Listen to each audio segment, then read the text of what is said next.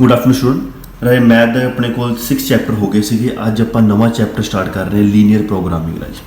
ਇਹ ਬਹੁਤ ਜ਼ਿਆਦਾ ਇੰਪੋਰਟੈਂਟ ਚੈਪਟਰ ਰਾਜੇ। ਇਹਦੇ ਵਿੱਚ ਪੀਐਸਸੀਬੀ ਬੋਰਡ ਦੇ ਵਿੱਚ ਵੀ 6 ਮਾਰਕਸ ਦਾ ਕੁਐਸਚਨ ਪੱਕਾ ਆਣਾ, ਸੀਬੀਐਸਈ ਬੋਰਡ ਦੇ ਵਿੱਚ ਵੀ 6 ਮਾਰਕਸ ਦਾ ਕੁਐਸਚਨ ਪੱਕਾ ਆਣਾ ਰਾਜੇ।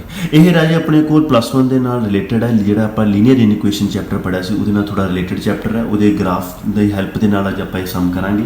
ਪਹਿਲਾਂ ਮੈਂ ਤੁਹਾਨੂੰ ਦੱਸਦਾ ਕਿ ਲੀਨੀਅਰ ਪ੍ਰੋਗਰਾਮਿੰਗ ਓਰੀਜੀਨੇਟ ਹੋਇਆ ਕਿੱਥੇ ਹੈ, ਇਹਦੀ ਕੀ ਐਪਲੀਕੇਸ਼ਨਸ ਨੇ, ਫਿਰ ਆਪਾਂ ਦੱਸਾਂਗੇ ਇਹਨੂੰ ਸਮ ਨੂੰ ਆਪਾਂ ਕਿਵੇਂ ਸੋਲਵ ਕਰਦੇ ਹਾਂ ਰਾਜੇ। ਤਾਂ ਸਭ ਤੋਂ ਪਹਿਲਾਂ ਰਾਜੇ ਲੀਨੀਅਰ ਪ੍ਰੋਗਰਾਮਿੰਗ ਜਿਹੜਾ ਹੈ ਇਹ ਡੂਰਿੰਗ ਸੈਕੰਡ ਵਰਲਡ ਵਾਰ ਜਿਹੜਾ ਹੈ ਓਰੀਜਿਨੇਟ ਹੋਇਆ ਸੀਗਾ ਕਿ ਇੱਕ ਕੰਟਰੀ ਜਿਹੜੀ ਹੈ ਉਹ ਚਾਹੁੰਦੀ ਸੀਗੀ ਕਿ ਮੈਂ ਵੱਧ ਤੋਂ ਵੱਧ ਦੂਸਰੀ ਕੰਟਰੀ ਦੇ ਐਨਮੀ ਕੈਂਪ ਨੂੰ ਡਿਸਟਰੋਏ ਕਰਾਂ ਐਟ ਮਿਨੀਮਮ ਕੋਸਟ 'ਤੇ ਤੇ ਮਿਨੀਮਮ ਆਪਣੇ ਲੋਸ 'ਤੇ ਰਾਜੇ। ਤਾਂ ਕੁਝ ਇਹੋ ਜਿਹਾ ਪਲਾਨ ਬਣਾਇਆ ਉਹਨਾਂ ਨੇ ਕਿ ਆਪਣੇ ਕੋਲ ਲੀਨੀਅਰ ਪ੍ਰੋਗਰਾਮਿੰਗ ਦੇ ਨਾਲ ਸੋਲਵ ਕੀਤਾ ਜਿੰਨਾ ਜ਼ਿਆਦਾ ਉਹਨਾਂ ਦੇ ਕੈਂਪ ਡਿਸਟਰੋਏ ਕਰ ਸਕੇ ਐਟ ਅ ਮਿਨੀਮਮ ਕੋਸਟ 'ਤੇ। ਠੀਕ ਹੈ ਜੀ। ਅਤੇ ਇਸ ਲਈ ਮੈਂ ਤੁਹਾਨੂੰ ਇੱਕ ਐਗਜ਼ਾਮਪਲ ਲੈ ਕੇ ਸਮਝਾਉਂਦਾ, ਫਿਰ ਸਮਝਾਊਂਗਾ। ਪਹਿਲਾਂ ਤਾਂ ਇਹ ਕਿ ਲੀਨੀਅਰ ਪ੍ਰੋਗਰਾਮਿੰਗ ਜਿਹੜਾ ਹੈ ਇਸ ਲੀਨੀਅਰ ਪ੍ਰੋਗਰਾਮਿੰਗ ਦੇ ਵਿੱਚ ਆਪਾਂ 3 ਪ੍ਰੋਬਲਮਸ ਡਿਸਕਸ ਕਰਾਂਗੇ, ਟਰਾਂਸਪੋਰਟੇਸ਼ਨ ਬਾਰੇ, ਮੈਨੂਫੈਕਚਰਿੰਗ ਬਾਰੇ ਤੇ ਡਾਈਟ ਪ੍ਰੋਬਲਮ ਬਾਰੇ। ਠੀਕ ਹੈ ਜੀ। ਮੈਂ ਚਲੋ ਤੁਹਾਨੂੰ ਪਹਿਲੇ ਇੱਕ ਐਗਜ਼ਾਮਪਲ ਲੈ ਕੇ ਦੱਸਦਾ ਕਿ ਐਪਲੀਕੇਸ਼ਨ ਕਿੱਥੇ ਯੂਜ਼ ਹੁੰਦੀ ਹੈ। ਮੰਨ ਲਓ ਕਿ ਆਪਣੇ ਕੋਲ ਕਿਸੇ ਨੇ ਕੋਈ ਰੂਰਲ ਏਰੀਏ ਦੇ ਵਿੱਚ ਬਿਜ਼ਨਸ ਕਰਨਾ ਹੈ, ਉਹਦੇ ਕੋਲ ਇਨਵੈਸਟ ਕਰਨ ਲਈ ਪੈਸੇ 5000 ਹੈ ਤੇ ਉਹ ਇਨਵੈਸਟ ਕਰ ਰਿਹਾ ਪੈਸੇ ਸੇਵਿੰਗ ਮਸ਼ੀਨ ਦੇ ਉੱਪਰ। ਤੇ ਸੇਵਿੰਗ ਮਸ਼ੀਨ ਵੀ ਉਹਦੇ ਕੋਲ 2 ਤਰ੍ਹਾਂ ਦੀਆਂ ਨੇ, ਮੈਨੂਅਲੀ ਆਪਰੇਟਡ ਤੇ ਇਲੈਕਟ੍ਰੋਨਿਕ। ਮੈਨੂਅਲੀ ਆਪਰੇਟਡ ਉਹ ਲਏਗਾ ਤੁਹਾਨੂੰ 200 ਰੁਪਏ ਦੀ ਪੈ ਰਹੀ ਹੈ ਮਸ਼ੀਨ, ਇਲੈਕਟ੍ਰੋਨਿਕ ਲਏਗਾ ਤੁਹਾਨੂੰ 300 ਰੁਪਏ ਦੀ ਮਸ਼ੀਨ ਪੈ ਰਹੀ ਹੈ। ਮੈਨੂਅਲੀ ਦੇ ਵਿੱਚ ਉਹਨੂੰ ਪ੍ਰੋਫਿਟ ਹੋ ਰਿਹਾ 40 ਰੁਪਏ ਦਾ, ਇਲੈਕਟ੍ਰੋਨਿਕ ਦੇ ਵਿੱਚ ਪ੍ਰੋਫਿਟ ਹੋ ਰਿਹਾ ਉਹਨੂੰ 60 ਰੁਪਏ ਦਾ ਜੇ ਉਹ ਸੇਲ ਕਰਦਾ।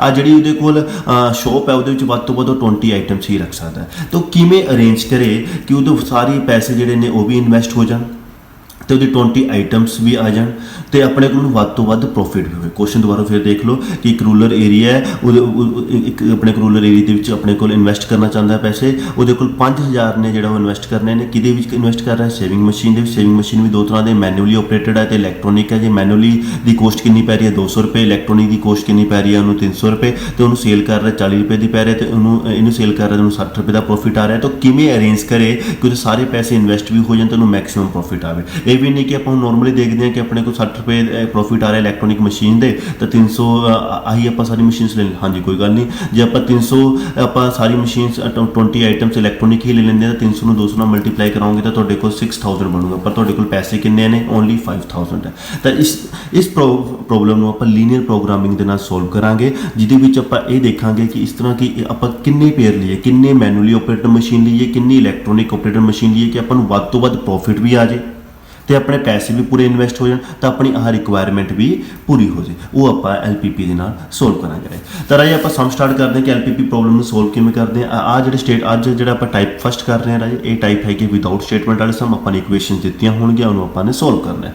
ਜਿਵੇਂ ਪਹਿਲਾ ਸਮ ਹੈ, solve the following LPP graphically, maximise z = 4x + y subject to the following constraint. ਰਾਜੇ ਇਹਨੂੰ ਆਪਾਂ ਆਬਜੈਕਟਿਵ ਫੰਕਸ਼ਨ ਕਹਿੰਦੇ ਆ। ਇਕੁਏਸ਼ਨ ਨੂੰ ਆਬਜੈਕਟਿਵ ਫੰਕਸ਼ਨ ਕਹਿੰਦੇ ਆ। ਆਹ ਆਪਣੇ ਕੋਲ ਕੰਡੀਸ਼ਨਾਂ ਹੁੰਦੀਆਂ ਨੇ, ਕਿਉਂਕਿ ਮੈਂ ਤੁਹਾਨੂੰ ਪਹਿਲੇ ਦੱਸ ਰਿਹਾ ਸੀ ਬਿਜ਼ਨਸ ਦੇ ਵਿੱਚ ਆਪਾਂ ਕੋਈ ਵੀ ਸਟਾਰਟ ਕਰਦੇ ਹਾਂ ਕੰਡੀਸ਼ਨ ਹੁੰਦੀ ਹੈ। ਤਾਂ ਆਹ ਆਪਣੇ ਕੰਡੀਸ਼ਨ ਸੀਗੀ ਕਿ ਵੱਧ ਤੋਂ ਵੱਧ ਆਪਾਂ 20 ਆਈਟਮਸ ਲੈ ਸਕਦੇ ਹਾਂ ਤਾਂ ਆਪਾਂ ਨੂੰ ਇੰਨੀ ਕੋਸਟ ਪੈ ਰਹੀ ਸੀ ਇਲੈਕਟ੍ਰੋਨਿਕ ਦੀ, ਇੰਨੀ ਕੋਸਟ ਪੈ ਰਹੀ ਸੀ ਆਪਣੀ ਸੇਵਿੰਗ ਮਸ਼ੀਨ ਦੀ, ਤਾਂ ਇੰਨੇ ਆਪਣੇ ਕੋਲ ਵੱਧ ਤੋਂ ਵੱਧ ਪੈਸੇ ਸੀਗੇ। ਆਹ Z ਆਪਾਂ ਨੂੰ ਪ੍ਰੋਫਿਟ ਹੋ ਰਿਹਾ। ਤਾਂ ਇਸ ਤਰ੍ਹਾਂ ਆਪਾਂ ਉਸ ਇਕੁਏਸ਼ਨ ਨੂੰ ਰਿਪਰੈਜ਼ੈਂਟ ਕਰਾਂਗੇ ਜਦੋਂ ਸਟੇਟਮੈਂਟ ਵਾਲੇ ਸਮ ਆਉਣਗੇ। ਫਿਲਹਾਲ ਉਰੇ ਆਪਣੇ ਕੋਲ ਆਬਜੈਕਟਿਵ ਫੰਕਸ਼ਨ ਦਿੱਤਾ ਹੋਇਆ, ਆਹ ਆਪਣੇ ਕੋਲ ਕੰਸਟਰੇਂਟ ਦਿੱਤੇ ਹੋਏ ਨੇ। ਆਪਾਂ ਨੇ x ਤੇ y ਦੀ ਵੈਲਿਊ ਕੱਢਣੀ ਹੈ ਜਿੱਥੇ ਇਹ ਮੈਕਸਿਮਮ ਹੋਏਗਾ। ਕਿਵੇਂ ਸੋਲਵ ਕਰਨਾ ਇਹਨੂੰ ਗ੍ਰਾਫਿਕਲੀ? ਤਾਂ ਸਭ ਤੋਂ ਪਹਿਲਾਂ ਇਹਨੂੰ ਫਸਟ ਇਕੁਏਸ਼ਨ ਲੈ ਲੈਣੀ ਹੈ। ਫਸਟ ਇਕੁਏਸ਼ਨ ਕਨਵਰਟ ਕਰਨਾ ਫਸਟ ਇਨਟੂ ਇਕੁਏਸ਼ਨ ਦੇ ਵਿੱਚ ਰਾਜੇ। ਤਾਂ x + y ਜਿਹੜਾ ਹੈ ਕਿਹਦੇ ਕੋਲ 50, ਇਹਦਾ ਗ੍ਰਾਫ ਤਾਂ ਉਹ ਪਤਾ ਹੀ ਹੈ ਤੁਹਾਨੂੰ। x 0 ਪੁੱਟ ਕਰ ਲਓ y 50 ਆ ਜਾਊਗਾ, y 0 ਪੁੱਟ ਕਰ ਲਓ ਤਾਂ x 50 ਆ ਗਿਆ। ਤਾਂ ਆਪਣੇ ਕੋਲ ਬਣ ਗਿਆ। ਫਿਰ ਆਪਣੇ ਕੋਲ ਇਸੇ ਤਰ੍ਹਾਂ ਸੈਕਿੰਡ ਇਕੁਏਸ਼ਨ 3x + y 90 ਹੈ, ਇਹਨੂੰ ਕਨਵਰਟ ਕਰੋ ਇਕੁਏਸ਼ਨ ਦੇ ਵਿੱਚ ਤਾਂ 3x + y ਕਿਹਦੇ ਕੋਲ ਆ ਜਾਊਗਾ? 90 ਦੇ ਕੋਲ ਆ ਜਾਊਗਾ। ਤਾਂ ਆਪਣੇ ਕੋਲ ਉਰੇ x ਨੂੰ 0 ਪੁੱਟ ਕਰੋ, y ਆ ਜਾਊਗਾ, y ਨੂੰ 0 ਪੁੱਟ ਕਰੋ ਤੇ ਤੁਸੀਂ ਗ੍ਰਾਫ ਤਾਂ ਬਣਾ ਲਓਗੇ। ਛੋਟੀ ਕਲਾਸਿਸ ਦੇ ਵਿੱਚ ਆਉਂਦਾ। ਇਹਦੇ ਵਿੱਚ +1 ਦੇ ਵਿੱਚ ਆਪਾਂ ਕਰਦੇ ਸਿਲੈਕਟ ਦਾ ਆਰਬਿਟਰੀ ਪੁਆਇੰਟ। ਆਰਬਿਟਰੀ ਪੁਆਇੰਟ ਮਤਲਬ ਹੁੰਦਾ ਕਿ ਆਪਾਂ x ਦੀ ਜਗ੍ਹਾ ਵੀ 0 ਪੁੱਟ ਕਰਦੀ ਹੈ, y ਦੀ ਜਗ੍ਹਾ ਵੀ, x ਦੀ ਜਗ੍ਹਾ ਵੀ 0 ਪੁੱਟ ਕਰੀਏ ਤੇ y ਦੀ ਜਗ੍ਹਾ। ਇਸ ਇਕੁਏਸ਼ਨ ਦੀ ਜਿਹੜੀ ਪਹਿਲੀ ਇਕੁਏਸ਼ਨ ਹੈ ਇਹਦੇ ਵਿੱਚ ਹਰੇਕ ਦੇ ਵਿੱਚ ਕਰਨਾ ਆਪਾਂ ਨੇ। ਪਹਿਲੀ ਇਕੁਏਸ਼ਨ ਚੈੱਕ ਕਰ ਰਹੇ ਹਾਂ, x ਦੀ ਜਗ੍ਹਾ ਵੀ ਤੇ y ਦੀ ਜਗ੍ਹਾ 0 ਪੁੱਟ ਕੀਤਾ ਤਾਂ 0 <50 ਆ ਗਿਆ। ਹਾਂਜੀ 0 <50 ਹੁੰਦਾ, ਇਹ ਇਕੁਏਸ਼ਨ ਸੈਟੀਸਫਾਈ ਹੈ। ਠੀਕ ਹੈ ਜੀ, ਇਟਸ ਸੈਟੀਸਫਾਈ। ठीक है जी। फिर नैक्सट अपने को सैकेंड इक्वेशन च भी एवं करना, select the arbitrary point x तो वाई कि जीरो उरे पुट करना, स्टार्टिंग आ रहा है उरे एक्स जीरो पुट कर तो वाई जीरो तो जीरो लैस दैन 90 ये भी इट्स सैटिस्फाई। ये राजे ये अपने को ग्राफ के हेल्प करूँगा। हूँ अपने को तीजी इक्वेशन सी x greater than equals to 10, ठीक है जी। आ रहा है कन्वर्ट किया in equation x equals to 10, ये वाई है नहीं तो बस एक पॉइंट ही है, इन्हों आप ग्राफ से रिप्रजेंट कर देंगे। सिलेक्ट द आर्बिटरी पॉइंट उरे भी करना है, उरे किया तो जीरो ग्रेटर दैन 10 तो जीरो 10 तो वड्डा तो होंगे नहीं तो इट डज नॉट सैटिस्फाई। जी कंडीशन तो लगे कि सही है इट सैटिस्फाई, जी नहीं तो उनको लिख देना अपने it does not satisfy. Clear होया पहला जिन्नी इक्वेशन सी टैबलर फॉर्म से कन्वर्ट किया, फिर सिलेक्ट द आर्बिटरी पॉइंट कराया, फिर आप चैक करें कि सैटिस्फाई कर रहा है कि सैटिस्फाई नहीं कर रहा। हूँ इनू आप ग्राफ से रिप्रजेंट करा। आ देखो तो ग्राफ से रिप्रजेंट करना, सब तो पहली लाइन इक्वेट की मैं लाइन ड्रा की 0 तो 50 50 0 आ इक्वेशन सी पहली लाइन की तो यह नाम देते x plus y less than 50। दूजी इक्वेशन अपने को आ रही है अपने को आ दूजी इक्वेशन है, यह नाम देते 3x plus y less then 90। तो तीजी इक्वेशन अपने को वो एक्स जो 10 से एक्स 10। हूँ अपने की देखना रहे शेडेड पोर्शन। शेडेड पोर्शन सब तो ज़्यादा इंपॉर्टेंट है। शेडेड पोर्शन आप किमें कैलकुलेट करते रहे कि सब तो पहले अपने को आ लाइन है, ये लाइन सैटिस्फाई कर रही थी अपने को आप फस्ट आप पढ़ा सैटिस्फाई, तो जो सैटिस्फाई कर रही है तो यदा शेडेड पोर्शन होगा टूवर्ड्स द ओरिजिन, मतलब ओरिजिन करनी है। मैं पहले उरे ड्रा किया क्योंकि मैंने उरे ड्रा करना है, बट मैं कॉमन पार्ट लभूंगा जिथे तीनों कंडीशन सैटिस्फाई होंगे वो आप जो है रीजन लाँगे, ठीक है जी। तो मैं आ देखा तो पहले ये तो पता लग गया इस लाइन का अपने को सैटिस्फाई कर रहा था टूवर्ड्स द ओरिजिन, इधर ਨੂੰ शेड होगा। आ दूजी लाइन का चेक किया, दूजी लाइन का भी अपने को सैटिस्फाई कर रहा है तो यदा भी shaded portion towards the region होगा।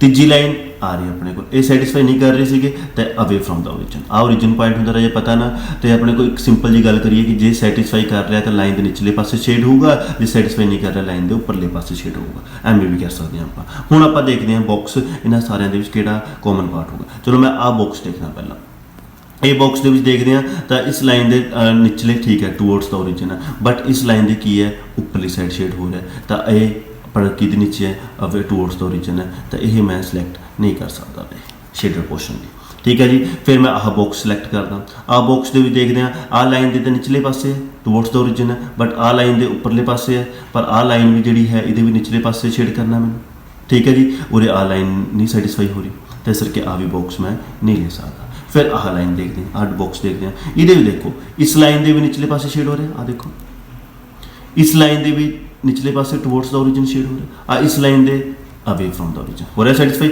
आ तीनों कंडीशनल सैटिस्फाई हो रही ने तो फिर ये बॉक्स मैं डार्क कर लेना, इन्हू शेड कर लेना। ये फिर मैं कॉर्नर पॉइंट्स लभने ने। पहले क्लीयर होया कि किमें अपन शेडेड पोर्शन करना रहा है, किमें करना है जिथे तीनों कंडीशन सैटिस्फाई होंगे तो आह मैं शेड कर लिया।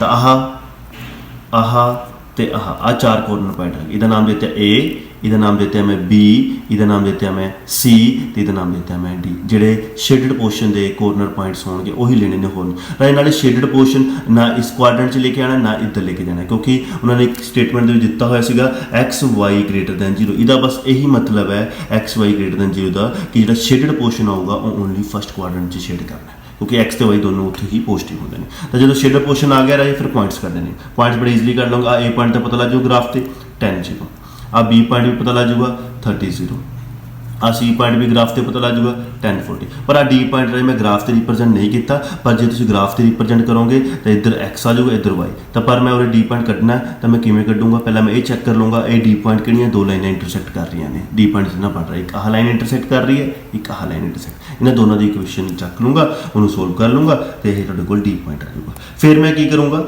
आ डी पॉइंट आ गया, फिर आप कॉर्नर पॉइंट टेबल बनाना है। कॉर्नर पॉइंट टेबल किमें ए बी सी तो डी ऑब्जेक्टिव फंक्शन तो दिता जेड के देखो 4x प्लस वाई। ये पहले ए पॉइंट पुट करा एक्स जगह देखो पुट करके दिखाया हुआ है तो वाई जगह, फिर टोट कटांगे 40 आ गया, फिर बी पॉइंट इसी तरह, फिर सी पॉइंट इसी तरह, फिर डी पॉइंट इसी तरह। तो फिर आप देखेंगे मैक्सिमम कितने आया है 120, सब तो ज़्यादा मैक्सिमम 120 किहड़े पॉइंट थे 30,0। मतलब एक्स की वैल्यू मैं 30 रखा, वाई की वैल्यू नहीं रखा 0, तो मैंने मैक्सिमम प्रॉफिट होना उन्हें, ठीक है जी। इस तरह आप एलपीवी प्रॉब्लम को सॉल्व करते हैं। क्लीयर हुई गल किमें करना, सब तो पहला की करना है इक्वेशनस को कन्वर्ट करना रहा जी ग्राफिकल टैबलेट फॉर्म के विच, फिर आर्बिटरी पॉइंट कढ़ने ने, फिर अपना देखना है कि केड़ा सैटिस्फाई कर रहा है केड़ा नहीं सैटिस्फाई। जो सैटिस्फाई कर रहा है उन्होंने टूवर्ड्स द ओरिजिन शेड करना, जो सैटिस्फाई नहीं कर रहा है उन्होंने आप अवे फ्रॉम द ओरिजिन करना।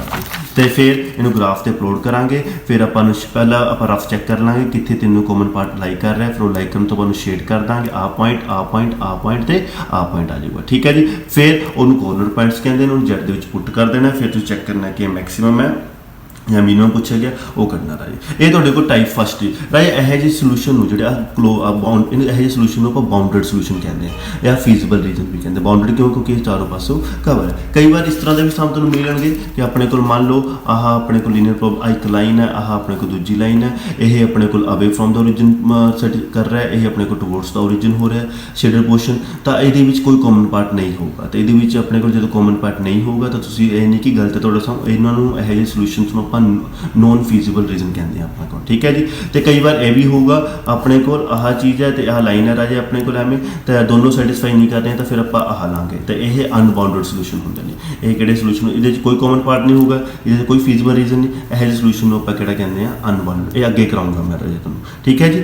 ਤਾਂ ਆਹ ਤੁਹਾਡੇ ਕੋਲ ਫਸਟ ਟਾਈਪ ਸੀਗਾ। ਆਈ ਥਿੰਕ ਤੁਹਾਨੂੰ ਕਲੀਅਰ ਹੋ ਗਿਆ ਹੋਣਾ। ਜੇ ਨਹੀਂ ਸਮਝ ਆਇਆ ਮੈਨੂੰ ਦੱਸ ਦਿਓ ਰਾਜੇ, ਮੈਂ ਤੁਹਾਨੂੰ ਦੱਸ ਦੂੰਗਾ। ਮੈਂ ਇਹ ਸਮ ਭੇਜੂਗਾ ਗਰੁੱਪ ਦੇ ਵਿੱਚ, ਉਹ ਸਮ ਤੁਸੀਂ ਫਿਲਹਾਲ ਟਰਾਈ ਕਰਨੇ। ਫਿਰ ਸੈਕਿੰਡ ਲੈਕਚਰ ਦੇ ਵਿੱਚ ਟਾਈਪ ਸੈਕਿੰਡ ਤੇ ਥਰਡ ਮੈਂ ਟਾਈਪ ਕਰੂੰਗਾ।